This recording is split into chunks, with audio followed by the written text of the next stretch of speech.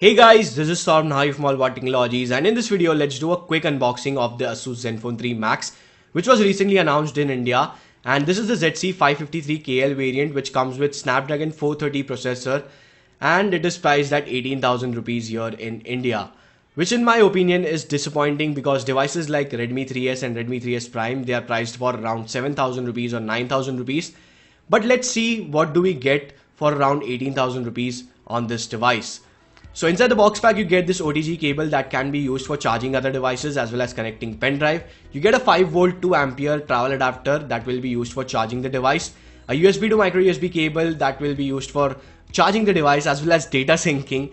And you also get a pin to remove the SIM tray slot, which in my case is missing because it is a review unit. Now if you take a look at the device, I have the silver color variant of the Zenfone 3 Max. It is available in few other colors, but in my opinion the silver color looks really nice and premium. And also the build quality of the device is really good, and that curved design feels really nice in hand. The weight of the device is around 175 grams, but I can't really feel that the device is like very heavy in my hand. The weight is like equally distributed, so it feels really solid and nice in hand overall. Now if you take a look at the specifications of the device, this device comes with Snapdragon 430 processor with 3GB of RAM and 32GB of internal storage, and it comes with a hybrid SIM slot, meaning which you can expand the storage but you won't be able to use two SIM cards at the same time. We have a 5.5-inch Full HD IPS display with 2.5D curved glass on the top, 16 megapixel rear camera with f2.0 aperture and laser autofocus, 8 megapixel front camera, 4100 mAh capacity battery, and Android 6.0 Marshmallow out of the box.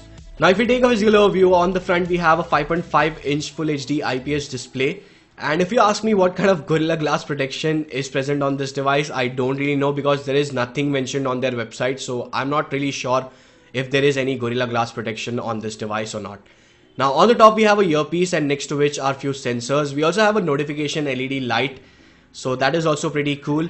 We have a 8 megapixel front facing camera which can take some decent selfies in my opinion. These are just my initial impressions. I will be coming up with a dedicated camera review and a full review, so stay tuned for that. And if you are new to the channel, then make sure you subscribe so that you get notified whenever I upload those videos. Now at the bottom of the device we have three touch capacitive buttons, which is back button, home button, and multitasking button, and these buttons are not backlit. If you move on to the back side of the device, we have Asus branding at the bottom. We have a fingerprint sensor which we will take a look at later in this video. We also have a camera which is a 16 megapixel camera with laser autofocus and dual LED flash.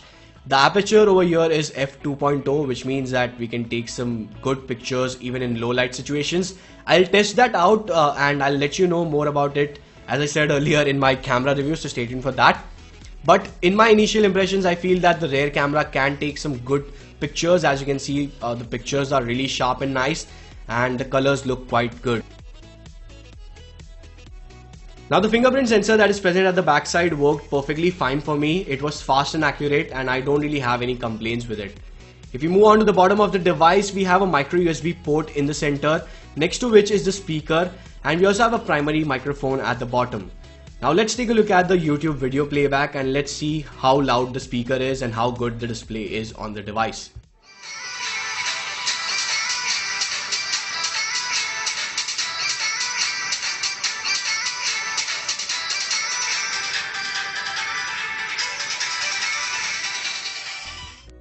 So the output from the speaker was actually loud and nice, and overall I feel the quality is pretty good from the speaker. Not only that, the display also looks really good, so overall media consumption experience should be pretty good with this device.